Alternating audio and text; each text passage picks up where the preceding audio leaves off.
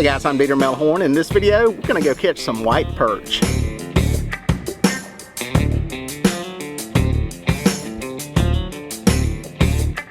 Alright, let's try to catch some white perch. Show you what I got. I got a little double hook rig. It's got a little 1 ounce sinker on the bottom. It's got some little teeny number 8 Gamakatsu circle hooks.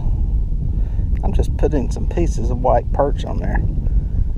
Sitting out here anchored up catfishing, and I'm only in 5 feet of water. On a hunch, I just dropped some bait down, see if anything was in here, and I got hit. Boom, there we go. Doubles, just like that. Just like that. Now, why are they up in here? Well, most likely there's a bunch of schools of little bitty shad that are moving through here that have probably this year's hatch. It's probably what they're feeding on. Again, it's little pieces of bait on there, nothing big. Drop it right back down underneath the boat. Like I said, it don't go long, it ain't deep. If they stay here, you can catch them pretty quick, but sometimes they're kind of moving up and down through here in little packs. Sometimes it helps to wiggle the rod, just a little bit of light jigging. Boom, there was a hit. Boom, there's one. Usually if you give it a second, another one will light onto it, onto the second bait, and that's what happened. If you reel up right away, you may only have one. But if you wait just a second, you might be able to get 2 of them. That's what they look like. Now you can do this with sabiki rigs that you buy in the store. Those will work just fine. Probably catch 4, 5, 6 of them at a time. But it can also turn into a mess real quickly. Now these are white perch. They're not white bass. When they get bigger, actually one of my baits just fell off. When they get bigger, a lot of people confuse them with white bass. Almost the same body shape. Almost look the same, a little bit different. White bass have a little more defined lines. I knew that one piece of bait fell off, so I'm going to rebait that. Like I said, I've just got a piece of white perch right here, and I'm just cutting, usually the ends. A little piece right toward the tail is all I'm using. Sweeten this one up. White bass used to be in this lake. Used to school up, used to be able to get onto them when I was a kid. A lot of people blame the white perch for eradicating those fish. There's still a few of them. Occasionally, you'll catch a white bass. Not many. You catch them in the spring when they spawn. There's a couple of creeks that they run into that you can still pick off what few or less. See, that didn't take long at all. We got one that time. Should have left it down there. It's a little bit quick. One thing about white perch is that generally, when you start catching them, they're all about the same age class. Let me throw this one into the tank here.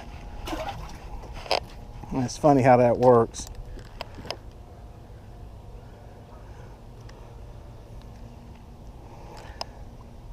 It's like your big ones stay together and your little ones stay together. Boom, there's, missed him. Boom. And sometimes one of these schools will move on out, and I drop him. Let's go and get it back in the water. That one up. There he is. Nice little bait fish. I keep them for bait. You can eat these. You can eat these small ones if you want to go through the trouble of cleaning them all. But the bigger ones, a little bit easier to eat. You can get these things 3/4 to a pound when you get in them. Generally, you're going to find those deeper. You're going to have to fish a little harder for them. Occasionally, you'll find them up shallow like this, but most of the time, they're going to be in a little bit deeper water. Boom. As soon as I dropped it, that one got hit. Let's see if he'll bring another one up there. Like I said, sometimes you can let that one swim around and some other ones will come in there. Didn't get any more that time.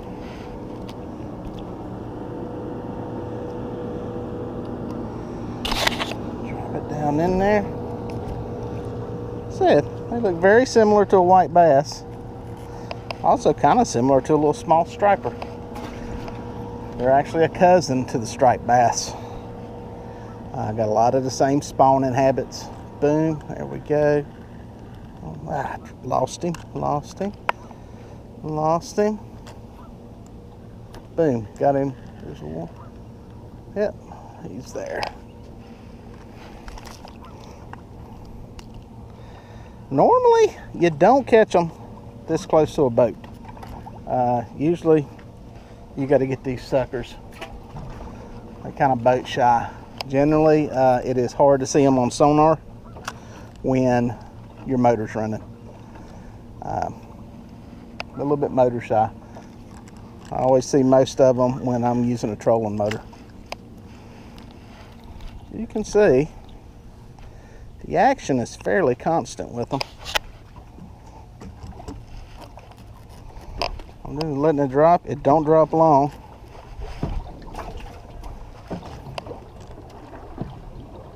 Boom. Missed that.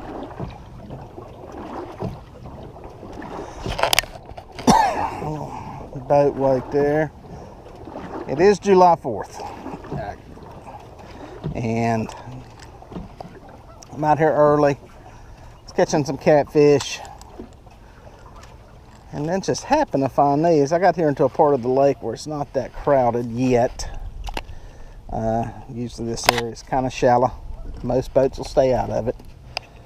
Another one. So I decided to come up here and fish this. Got one. Give another one to net. A little bit bigger one.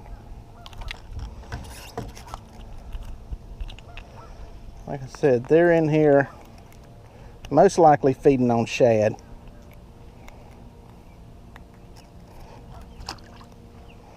They're pretty much past their spawning run.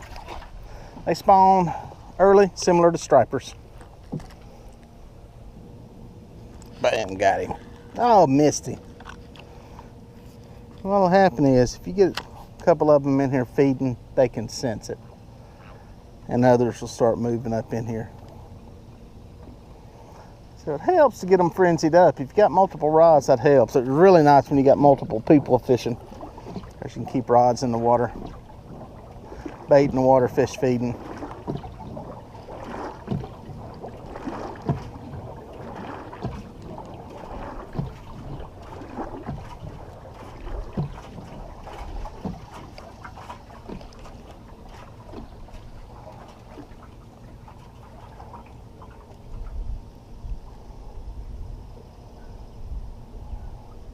Short striking now.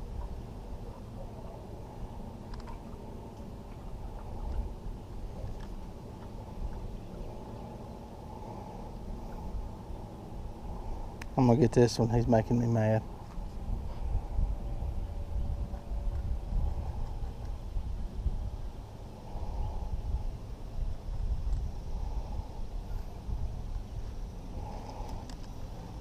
Got him. That one coming on the way up. There's another one behind him.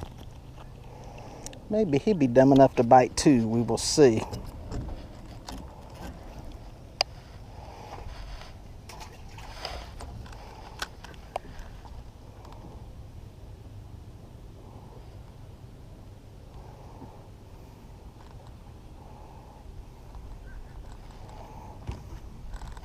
No, missed him. Got him. Catching them up, people. That's all there is to it. It's they're easy to catch. They're hard to find. But once you find them, you can usually lay waste to them. Like I said, it's July 4th. This is about the time of the year they're starting to school back up. And this is the kind of action you can get into. This is not super crazy, but this is good.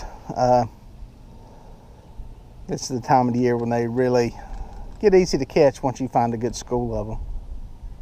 One good bait to find them with, I call it a locating bait. I got that one when I was reeling to check bait, is minnows, just regular crappie minnows. That will catch them quicker than anything. And you'll find out real quick if they're hungry and biting. Sometimes they like a little jigging action. Almost like stripers when you're jigging for them with spoons.